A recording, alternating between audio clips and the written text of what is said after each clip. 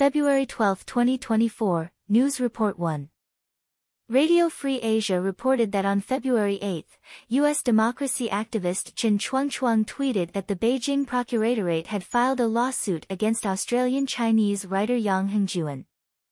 The indictment showed that Yang Hengjuan was accused of instructing his girlfriend, Wu Yanyan, to mail letters of allegiance to Taiwan's Ministry of National Defense Military Intelligence Bureau in Hong Kong from 1994 to 2002, accepting tasks from Taiwan's Military Intelligence Agency, meeting with Taiwan's Military Intelligence Bureau personnel in Hong Kong, and obtaining secret documents from China and Taiwan through photography and copying. It is reported that Yang Hengjuan provided 40 documents to Taiwan's Military Intelligence Agency, 31 of which were top secret and 9 were confidential, for which he received $220,000 and 2.7 million Hong Kong dollars in espionage funds. The Beijing Middle Court sentenced Yang Hengjuan to death for espionage on February 5, with a 2-year reprieve. Chen Chuangchuang stated on February 4 that even if Yang Hengjuan had worked for Taiwan's Military Intelligence Agency, it was not the real reason he was arrested after returning to China from the United States in January 2019. It is understood that Yang Hengjuan was investigated by Chinese intelligence officials in Australia in March 2018 because he had secretly cooperated with Gan Not, an advisor to the Australian Prime Minister, to investigate the infiltration of the Communist Party of China into Australia, which angered the CCP. News Report 2. The Indonesian police announced on February 12 that they will bring criminal charges against the supervisor and deputy supervisor of the smelting furnace at the Qingshan stainless steel plant, a Chinese-owned enterprise in Indonesia. The reason is that these 2 Chinese nationals violated the operating standards of the factory, leading to a major safety accident. On December 24 last year, an explosion occurred in the smelting furnace of the Qingshan stainless steel plant during maintenance, resulting in 21 deaths, including 8 Chinese workers. The explosion was caused by the overflow of residue from the smelting furnace, which came into contact with nearby oxygen cylinders. The police investigation showed that these 2 Chinese nationals are accused of negligence leading to death or serious injury, with a maximum penalty of 5 years imprisonment. The Qingshan stainless steel plant is located in the Qingshan Park on the island of Sulawesi in Indonesia. Sulawesi is one of Indonesia's largest nickel reserves, and the Qingshan Park is Indonesia's largest nickel processing zone, with 50% of its shares owned by the Shanghai Dingxin Investment Group. This is a Belt and Road project and was signed by the leaders of the 2 countries during Chinese President Xi Jinping's visit to Indonesia in 2013. However, accidents frequently occur in the Qingshan Park, with 22 Chinese and Indonesian workers having died in work-related accidents since 2019.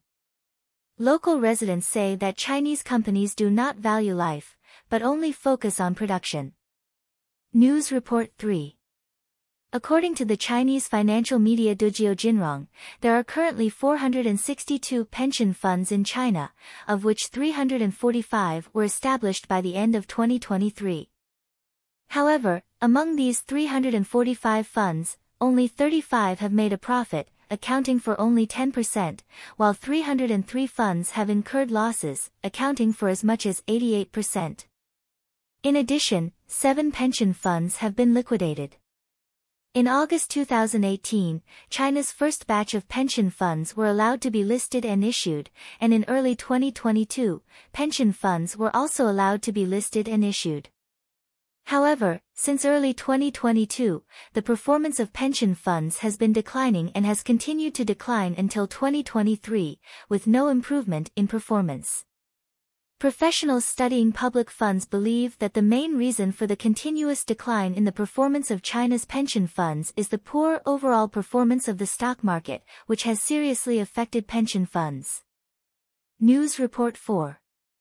The Wall Street Journal reported that in August last year, the former president of the Central African country Gabon, Bongo, revealed to U.S. officials that he had secretly promised Chinese President Xi Jinping to allow China to station troops along Gabon's Atlantic coast. U.S. Deputy National Security Advisor Faina was shocked when he learned of this and asked Bongo to retract the proposal. This incident is seen as an example of the U.S.-China competition in Africa. The United States considers the Atlantic Ocean as a strategic front and believes that China's military presence along the Atlantic poses a significant threat to U.S. security, especially since China plans to establish a naval base along the Atlantic coast. U.S. officials say they are anxious whenever China begins operations in coastal African countries.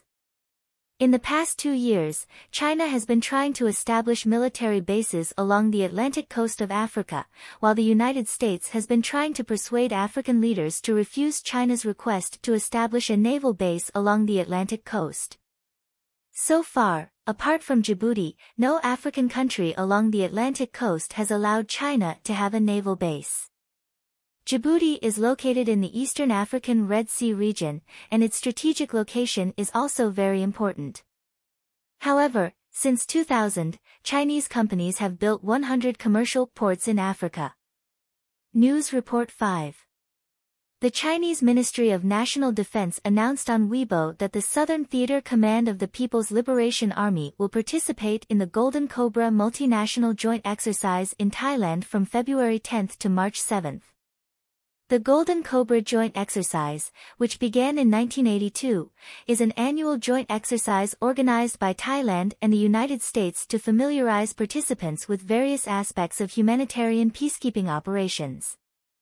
This exercise is the 11th consecutive time that the PLA has been invited to participate in the Golden Cobra multinational joint exercise since 2014. The PLA will participate in tabletop exercises such as engineering assistance, humanitarian assistance, and rescue, as well as live exercises such as water and fire rescue, chemical leak handling, and medical first aid. News Report 6. President Biden of the United States and King Abdullah II of Jordan held talks in the United States on February 12. At a press conference after the meeting, the two sides discussed the conflict between Israel and Hamas and the ceasefire agreement. Biden said that there is still a way to go before a ceasefire agreement is reached, but the United States will do everything possible to reach an agreement to suspend the conflict for 6 weeks and release the hostages detained by Hamas. He also stated that the United States is working to create conditions for lasting peace, including ensuring Israel's security and helping Palestinians establish their own state. King Abdullah II said, "We cannot stand idly by and allow this situation to continue. We need a lasting ceasefire now. This war must end." However, a lasting ceasefire may only benefit Hamas, as in this case, we must maintain perseverance. The Biden administration is suddenly very anxious about the ceasefire, seemingly worried that Israel will eliminate Hamas. Recently, Biden has taken a series of critical stances against Israel. In addition, the UK Foreign Office announced sanctions against 4 Israeli citizens on February 12, accusing them of attacking Palestinians in the West Bank. The United States also imposed sanctions on 4 Israeli citizens on February 2, accusing them of attacking Palestinians in Vietnam and Xi'an. News Report 7.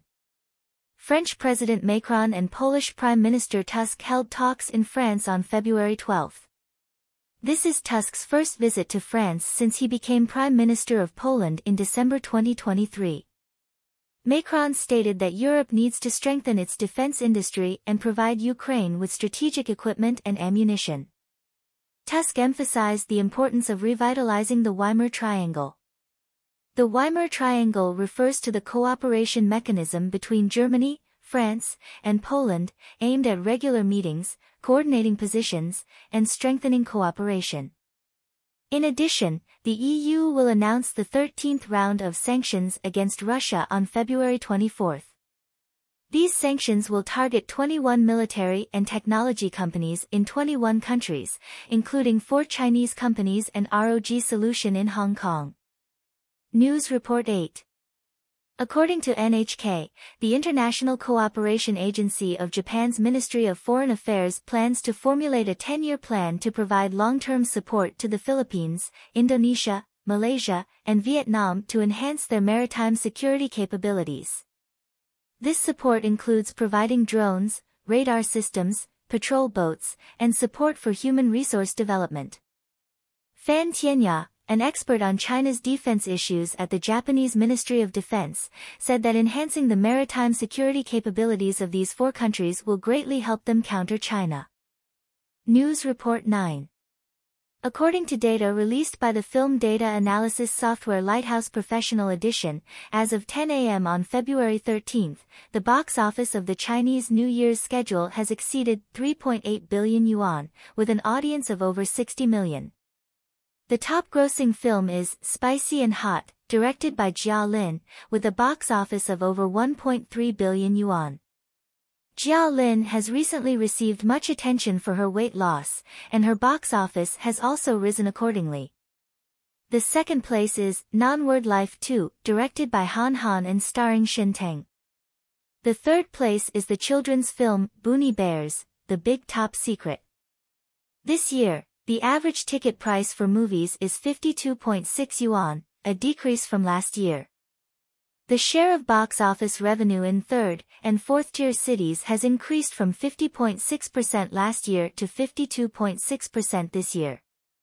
Family viewing is prominent, with family viewing proportions for films like Crazy Alien exceeding 28%. Guotai Junan Securities predicts that the box office of the Chinese New Year's schedule this year is expected to exceed 6 billion yuan, but it may be difficult. News Report 10. The New York Police Department stated that a shooting occurred at a subway station in the Bronx, New York, resulting in 1 death and 5 injuries. Local media reported that the 5 injured are not in life-threatening condition. The police have not yet arrested anyone. Data shows that the crime rate in the New York subway system is very low, with an average of 3.8 million trips per day and only 570 reported serious crimes last year. Shootings in the New York subway system are even rarer, with only 1 major shooting incident since 1984. In 2022, a man shot and wounded 10 people on a train, which was the most serious shooting incident. News Report 11.